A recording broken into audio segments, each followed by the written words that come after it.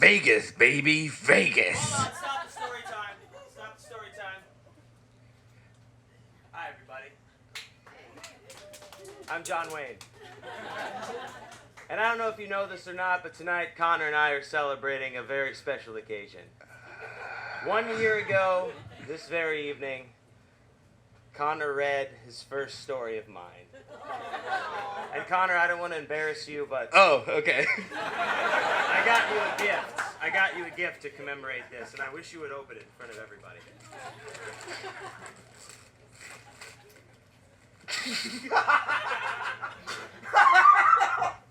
You fucking bastard. Okay. Does anyone know what Lemon Party is? Because I have it in a frame now of 3 old guys. This is gayer than 8 guys blowing 9 guys. Jesus Christ. I can't accept this. I'm going to keep it right next to the story to remind me why I do this. Oh, God. Just give me a second. I really didn't know he was going to do that.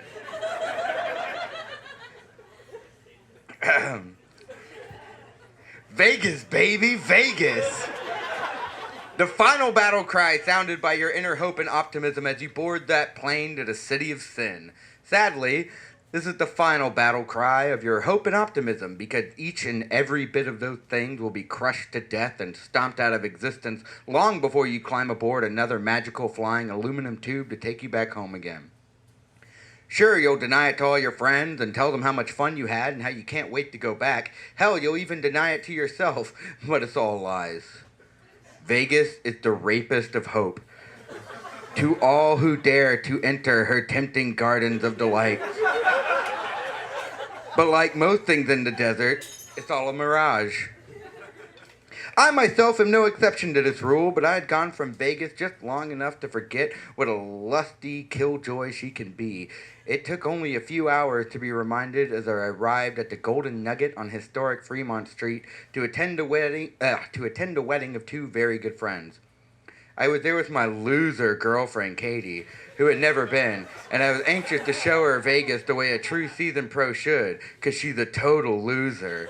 We walked up the iconic street and stopped into a couple of the bars for drinks along the way. By the time we were headed back in the direction we came, I was feeling pretty good about things. A little too good, as I was about to find out.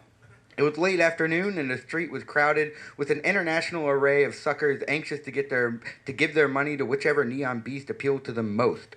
I continued walking, not paying attention to anything or anyone in particular, when a young man walking toward me caught my eye.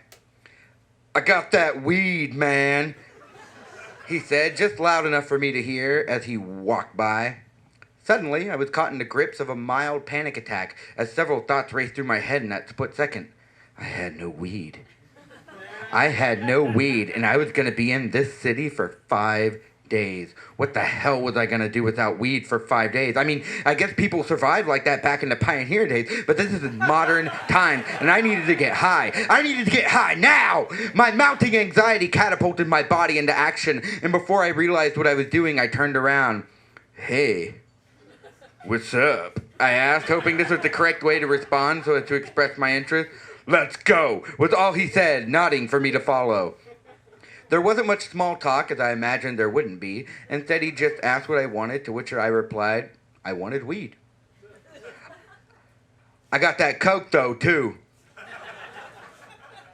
Now I was struck with an interesting thought I hadn't considered until just that moment. Coke? Maybe I did want some coke. I mean, I was in Vegas after all. It just made a lot of sense. Now, as I said in the past, I'm not really a cocaine guy. But I do enjoy throwing caution to the wind at times by taking that nosedive into a snowbank. The thrill of vacation, Vegas, and danger flooded my sensory receptors beyond capacity, and I made the decision right then. Yes, I definitely wanted some cocaine. I told my new friend that I would take some white as well, hoping my use of vernacular would build my street cred in his eyes. He began spitting prices at me for each of the items I sought, which were well above the amount I had allotted for such necessities. I then had the bright idea to strike a bargain that would later become my undoing. How about you just give me some of both for $100?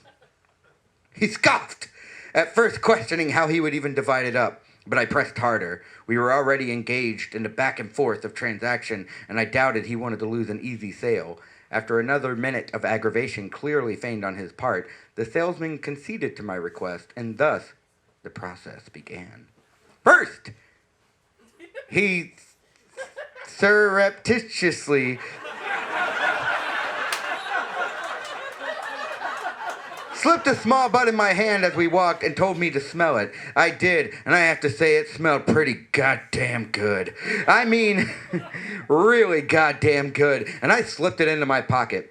My new friend proceeded to ask me in a rhetorical sense if he did or did not have the shit, to which I answered that he, in fact, did. We walked past a small crowd watching a street performer make a baseball disappear up his ass or something, and he said he was now handing me the weed first. With a graceful sleight of hand quite superior to the pathetic street magician, he placed a small tied-off baggie in my hand. I glanced quickly, confirming that it was, indeed, weed, and slid it, too, into my pocket. By this time, we had walked quite a ways down Fremont Street, and I followed along as we crossed to walk back in the direction we'd come.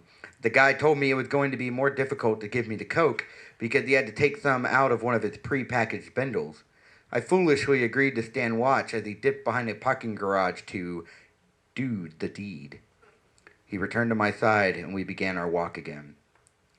"Give me the money," he said, which I slid into his waiting hand as if buying drugs from dodgy strangers on the street was something I did every day. "Okay," he said softly. "You ready?" With the speed and skill of a triple black-belted ninja, he dropped another tied-off baggie in my waiting hand and disappeared off into a crowd of people whose hopes had not yet been killed. He was gone. I peeked at the package in my hand, saw the baggie with the white contents, and shoved it in my pocket. I was back up to our room a few minutes later with the spoils of my adventure to find my loser girlfriend was not too happy about what I'd done. I didn't understand at first, but when she explained the possibilities of what could have happened to me by going off with a strange person in a strange city to buy drugs, I saw her point. But she's still a loser.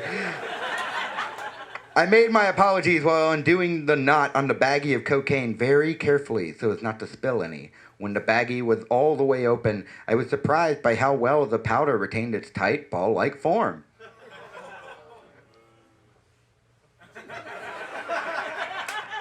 I poked at it with my finger, expecting it to break apart, but it remained solid.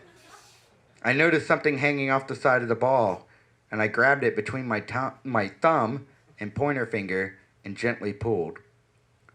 The more I pulled, the more the ball came apart, and the farther my heart sank into the raging acid rapids in my stomach. It was a napkin. It was a motherfucking napkin. No coke, just napkin. You would think anger would be my first reaction to being ripped off, but it was actually embarrassment, wrapped in a hearty smattering of foolishness. Then I got mad. I raced back down to the street to search for the man who'd struck a near-death blow to my pride. I walked up and down Fremont for over an hour, but could find no trace of him. I don't know why I expected that I would, or what I would even do if I found him. A few drinks later, I came to terms with what I'd done and shared my story with the rest of the wedding party, citing myself as a classic idiot. Of course, everyone had a lot of good laughs at my expense, but I deserved it. It seemed like by the end of the trip, people I didn't even know were walking up to me to ask if I had a line on any good napkins. I took it all in stride, though, laughing it off by saying it was my Vegas gambling experience. It wasn't all sad times for me, however, because the next day I was able to buy an eighth of some dank, sticky, mind-blowingly good weed from a porn star in the back of a place called Beauty Bar. She also smoked a blunt with me while we watched Ice-T's cousin front an angry, horrible rap rock band. But that's a story for another time.